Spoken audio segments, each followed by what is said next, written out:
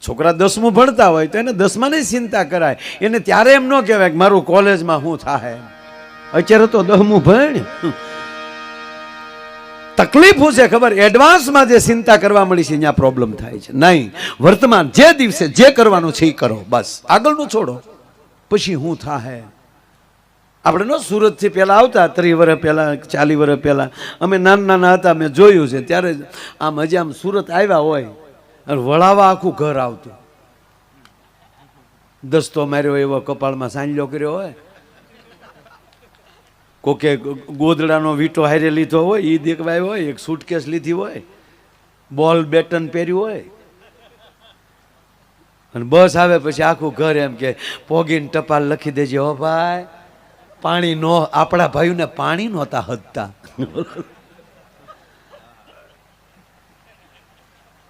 બોલો લ્યો, પાણી નો હદે તો વયો આવી છે એમ ઘણા પાછા આવી આવ્યા. અને એક નક્કી હો, હા, હીરા આવડી જાય તો વ્યવહાર થઈ જતો. હીરા ગહે બેન, હીરા ગહે બેન. એની પાછો અમે તો આમ જોતા, એ સમય અમે નાના નાના આવા લાગીએ, 40-45 વર્ષ પહેલા. એ વળી સુરતથી આવી ને અવડો તો દાચ્યો વાહેલા ખિસ્સામાં રાખ્યો હોય, અને એટલે બધી ઓડિયા વાળ હોય, આમ આમ કરતો જતા. એક વળી આમ આમ રૂમાલ કરીને પછી ડોકે રાખ્યો હોય. શું એન્ટ્રી હતી યાર! બાયું રાહડા ગાચ્યું તે સાંભળેલો ભૂમિકા રાહડા હીરાવાળા? હા, રાહડા ગાચ્યું આ બાયું. પૂછો, લીલા સાણાનો ઘરમાં ધોવાડો, ઘરમાં અંધારું ગમર ગોળ, ગામડિયું મને ગમતું નથી રે, એમ કરીને સુરત વહી આવી ગયું. ત્યાં તો રૂમ હાલે બેન, રૂમ લે.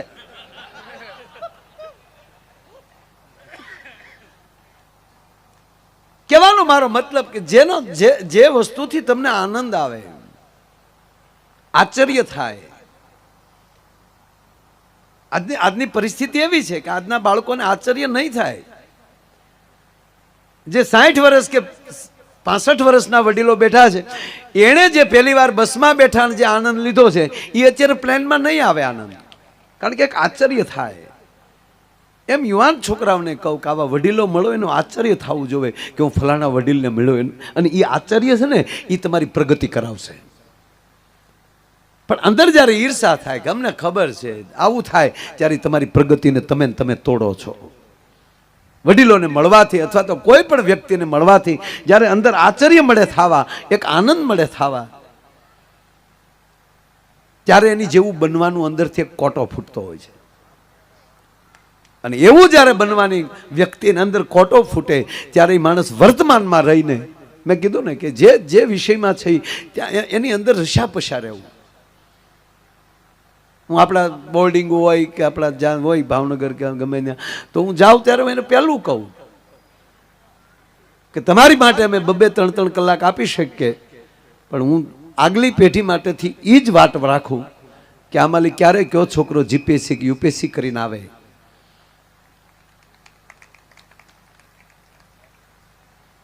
એનું નામ આ જે સમાજના યુવાનો જે કે વડીલો જે પીડા કરી રહ્યા છે એનું પરિણામ આવી વ્યક્તિઓ કંઈક બનીને આવે ત્યારે. બાકી તો આવો ભાઈ હરખા ને આપણે હો હરખા, રાત ગઈ ને બાત ગઈ ના, આનું પરિણામ આવવું જોઈએ. ભેગા થયા એનું પરિણામ આવવું જોઈએ.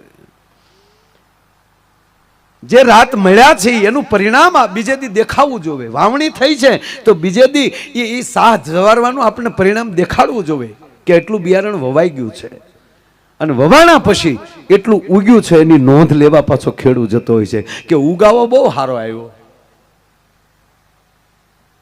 અને ઉગાવો આવે ને સાહેબ, તમે સાંભળો કે એ જે કોટો ફૂટે એ તો કેટલો કોમળ હોય, પણ હરખો ઉગાવ આવે ને તો માટીના પોપડા ઊંચા કરી નાખે. પછી એમાં એ કોટામાં તાકાત આવે, ને કરી કોટામાં એવડી તાકાત ન હોય. આમ ગણો તો કોમળ બાળકનો હાથ અડી જાય તો એ કોટો ભાંગી જાય, પણ આપણે જોયેલું છે કે માટીના પોપડા લેતો આવે. એટલું નહીં, શીપર્યું તોડી નાખે. શીપર્યું ફાડી ફાડીને કોટા નીકળો. એ કાળ મીન પાણા ન કાળ જ્યાં રે કોળી કોથળું ફૂટે રે. થોડુંક વોલ્યુમ દે. લોભીઓ માણા ધન નો કાઢે એમ તું વોલ્યુમ નથી કાઢતો એમ. તારે તો છે એટલું જ કરવું ને, એટલું તો કરી એમ. મેરણભાઈ, ભગવાન કૃષ્ણએ આ રાષ્ટ્રનું કાર્ય કરતા હતા. આ મહિના માઠ ફોડી નાખવાના એટલે તોફાન નહોતા. પોતાનું દૂધ, પોતાનું દહીં, પોતાના છોકરાને ખવડાવવા કરતા મથુરા વેચવા જતા હતા ને, એટલે ભગવાન કૃષ્ણએ સ્વદેશી અપનાવવાનું ઉપન કર્યું. ભાઈ પેલા પોતાના દીકરાને ખવડાવો ને, પછી તમે બહાર આપો. આ અભિયાન હતું.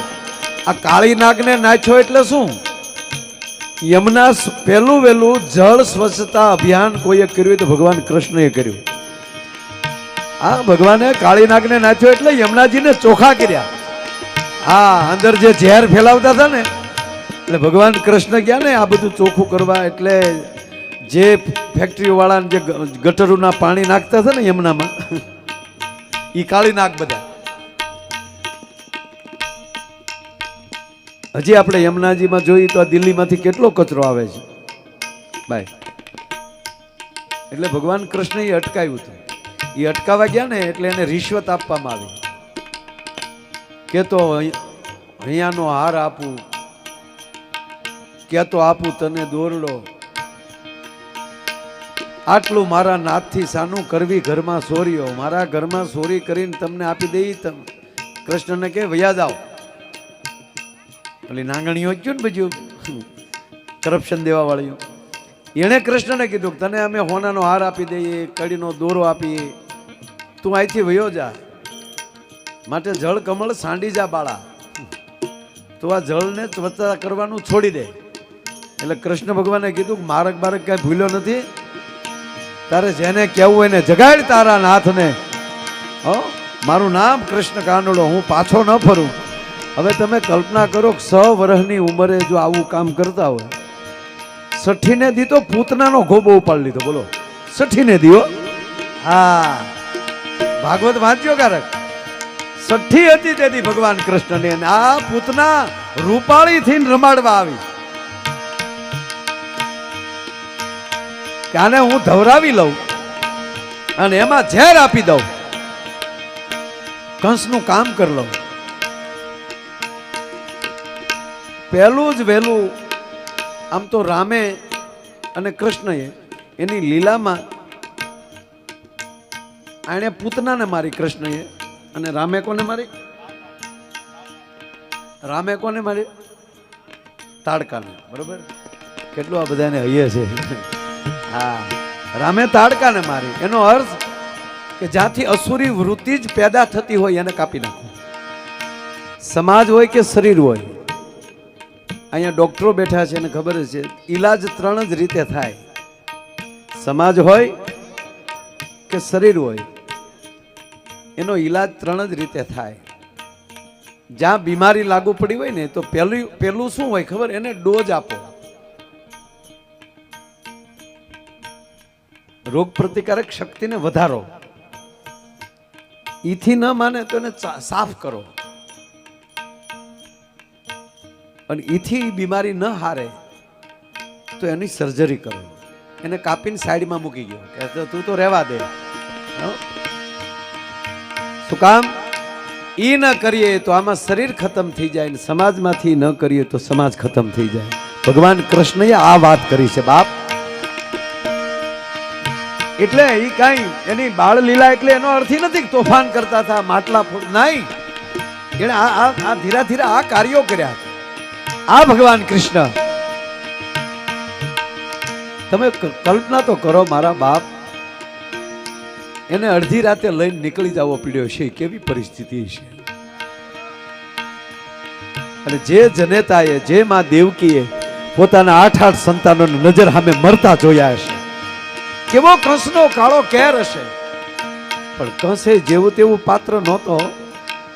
હા, એ કે આવી પીડા નહીં કરું ને તો પરમાત્મા નહીં આવે. અને એને જેથી અડધીક રાતને ટાણે શ્રાવણ વદ 8મની અડધી રાતે ભગવાન કૃષ્ણનો જ્યારે જન્મ થયો, શત્રુભુજે નારાયણ પ્રગટ્યો જેલમાં, અને પછી બાળક બન્યો છે ત્યારે દેવકી વસુદેવને કહે છે, આ મારું 8મું સંતાન છે, આ કંસનો કાળ છે, આને ગમે એમ કરી આનો કઈક રસ્તો કરો. મેરાણભાઈ ઇતિહાસમાં 2 વાર ટોપલા આવ્યા છે, 2 વાર હુંડલા આવ્યા છે. પહેલો હુંડલો મથુરાની જેલમાં આવ્યો, અને એ હુંડલાની અંદર અખિલ બ્રહ્માંડના માલિક કૃષ્ણ પરમાત્માને સુવડાવવામાં આવ્યા હતા, અને એ હુંડલો આયરને નિહળે જતો હતો. અને બીજો હુંડલો જુનાગઢ ઉપરકોટમાં આવ્યો, અને એ હુંડલામાં 9 વર્ષના ધણી રા નવઘણને હુવડાવવામાં આવ્યો, અને એ હુંડલો આયરને નિહળે જઈને ઉભો રહ્યો છે સાહેબ. અને પહેલો હુંડલો મથુરાની જેલમાંથી નીકળ્યો, પણ કંસ જેનો કાળ હોય કોણ હગરે, આયા નહીં, આયા નહીં. મોટી મોટી મેડીયું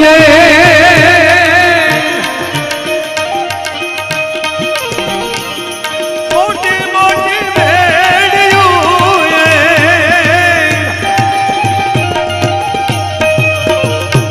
એડી ધોરે જાકારો રે,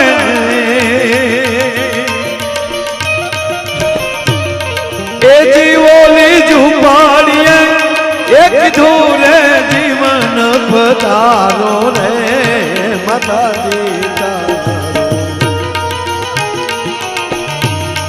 દીકરો રે જી. પાછું કેવું મેરાણભાઈ કાંઈ મળે નહીં આપણી પાસે. પાણીનો જાકારો જેને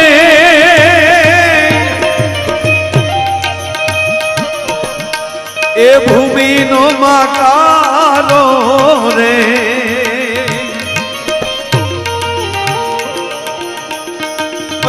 તેની ઝૂંપડીએ એક ધેલું જીવન પધારો રે માતાજી તારો.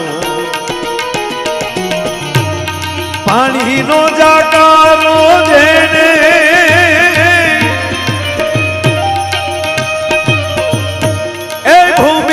માકારો રે,